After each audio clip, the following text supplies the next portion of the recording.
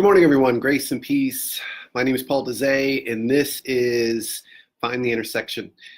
And every morning we gather together to study the Bible and to talk about the themes that run through the Bible as a whole. And we developed a Bible reading plan that goes along with the Revised Common Lectionary.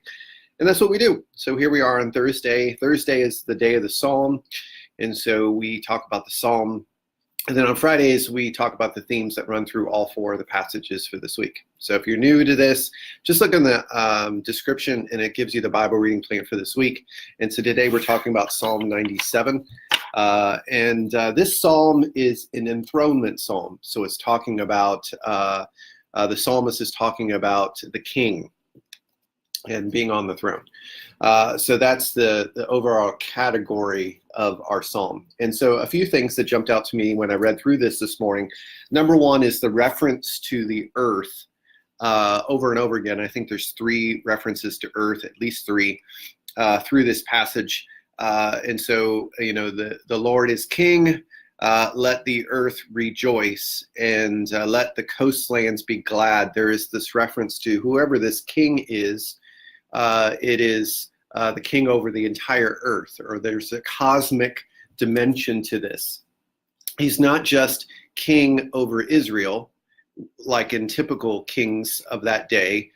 This is king over the entire earth. And I think that's incredibly important for us to recognize that, Jesus is the king of the entire world.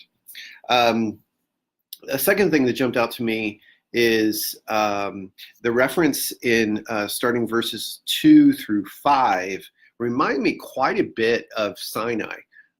Clouds and thick darkness all around him, righteousness and justice are the foundation of his throne. Fire goes before him and consumes his adversaries on every side. Lightning, the earth sees and trembles. The mountains melt like wax before the Lord. It reminds me of Sinai.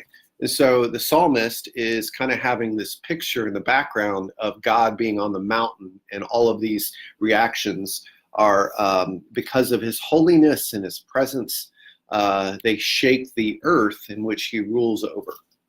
The third thing that I noticed was there's a response to this Lord who is on the throne, who is king. Let the earth rejoice, let the coastlands be glad. The heavens proclaim his righteousness, and all the people behold his glory.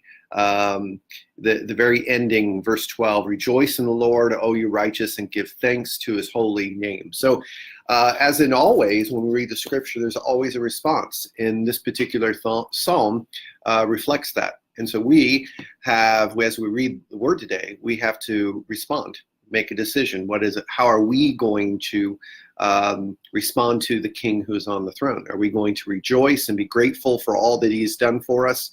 Or do we side with the people who are those that are evil, who are part of idolatry, that are referenced in this, which is scary stuff. Anyway, the Lord is on the throne today, which is awesome.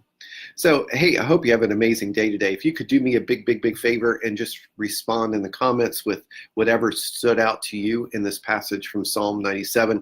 And then join us tomorrow morning. I'm taking the day off tomorrow, so the video will probably be a little bit later whenever I get up and around. It's the first day of summer vacation, and we're taking the day off together as a family, so it'll be a little bit later, but I'll get to it eventually. But join us tomorrow as we talk about the intersections, the themes, the threads that run through all four passages. Hey, have a great day, everybody. Grace and peace.